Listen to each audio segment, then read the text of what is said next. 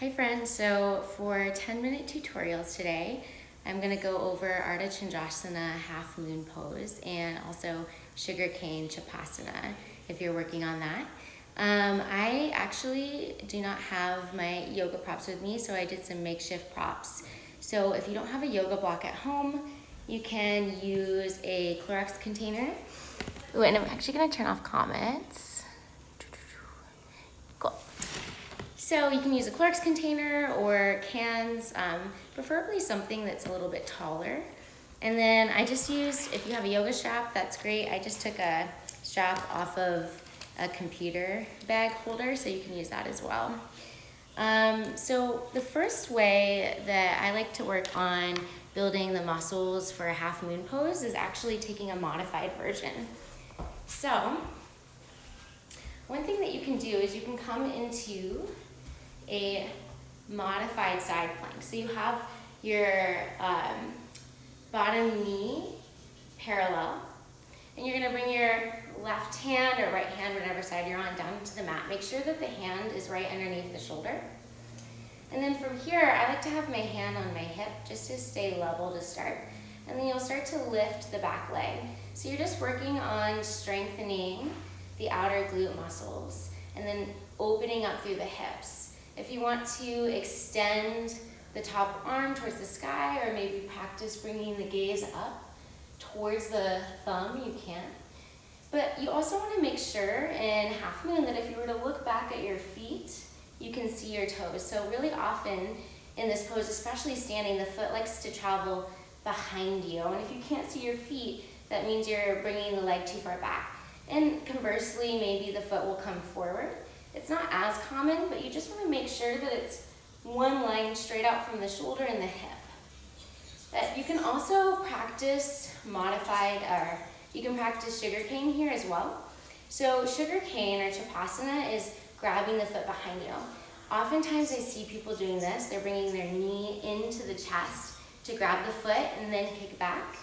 But what you really want to do to safely transition into this is to work on strengthening the hamstring muscles. So what you're going to do is you're going to draw the heel back towards your glute and try to capture the foot from there. Then kick into the hand and try to roll the heart open so you're broadening across the chest. And the more you kick, the more stability you'll find here. Good. And then you'll come back the same way. Lower the foot into your modified side plank. Cool. So there are a few ways that you can work on half moon pose using props, and you can also use a wall. So I'm using this wall behind me.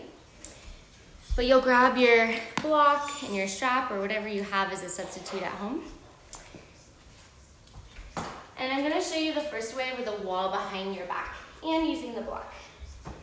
So I have the wall behind my back so that I can practice stability and also so that my foot doesn't fall behind my body like we just talked about.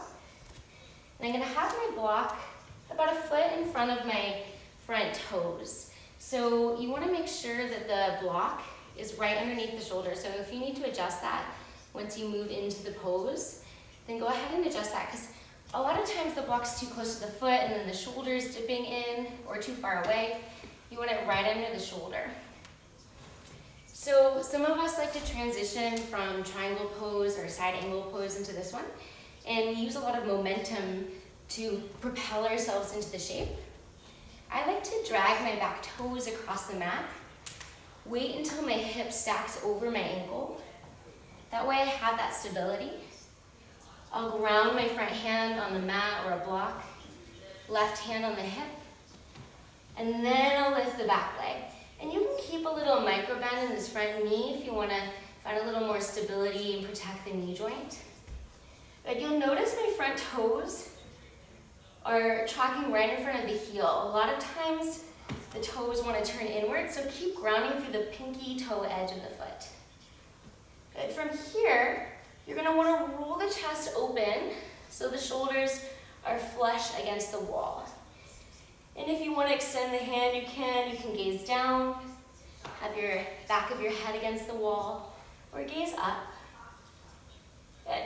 And then from here, I want to think about through my right groin to find that opening through the chest.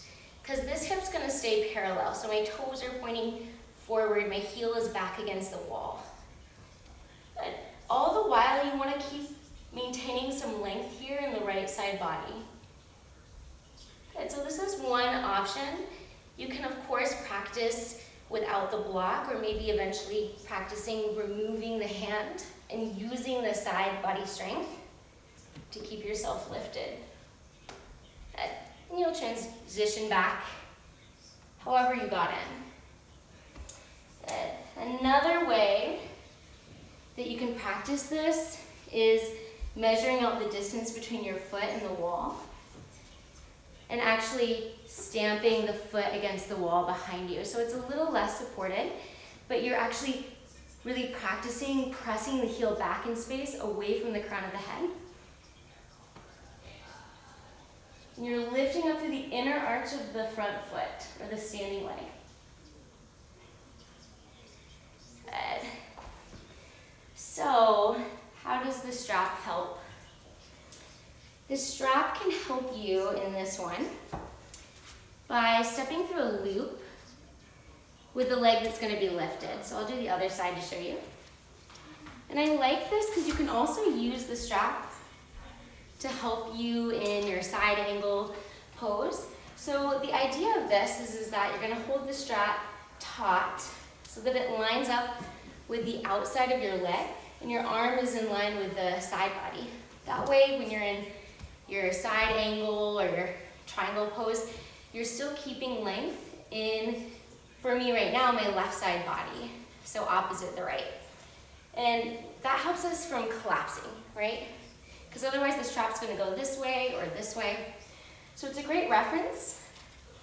And then when you come into your half moon pose, you're gonna do the same thing. You're gonna drag the back toes in, see if I'm still in frame. And then you're gonna come into the shape. Now I like this because you can kick into the strap. You'll know if your foot is coming behind you or in front of you because the strap will lose contact with the outside of the thigh. So you wanna keep the strap on top of the thigh, arm on top of the side body.